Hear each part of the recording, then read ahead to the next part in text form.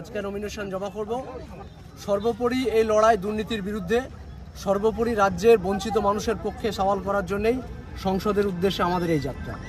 তৃণমূল কংগ্রেসের বিশেষ সম্পাদক যিনি হচ্ছে স্পোক পার্সন ছিলেন কুণাল ঘোষ, তাকে সরিয়ে দেওয়া হয়েছে পদ থেকে, কি বলবেন?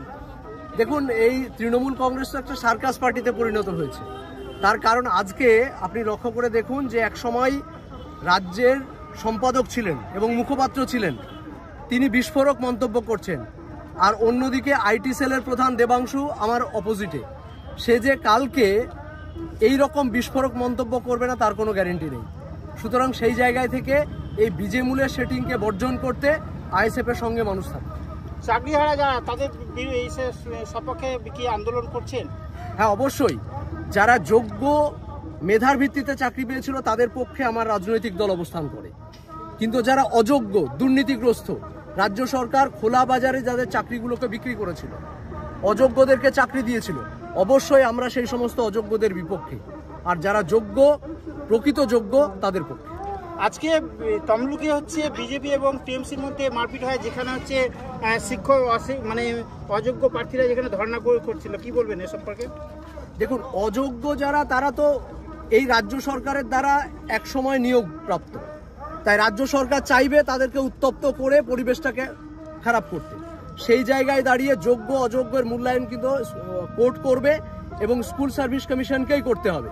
সুতরাং অযোগ্যদের মেধা তালিকা যদি নবান্ন টাঙিয়ে দেয়, সমস্যা মিটে গেল। মহিউদ্দিন আহমেদ।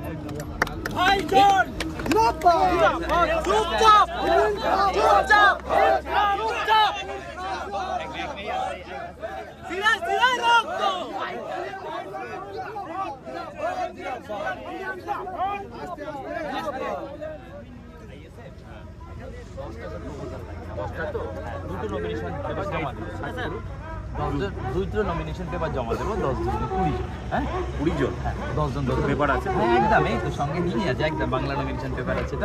এই মাস্টারমশাই আছে, ইংরেজি আছে, ইংরেজি এটা পারে, মানে দুটো সেট আছে।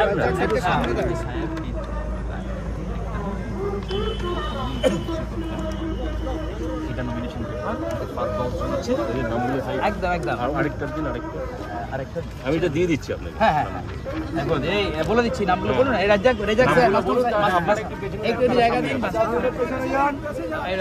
যাদের নাম ডাকছেন তারা সামনে। এই রাজ্জাক মাস্টার চলে আসুন। এক এক করে ঢুকিয়ে দেন। আলী ভাই চলে আসুন। আপনি ঢুকে দেন। আব্দুল বশির, যাও ছবি যাও দুটো দেবেন।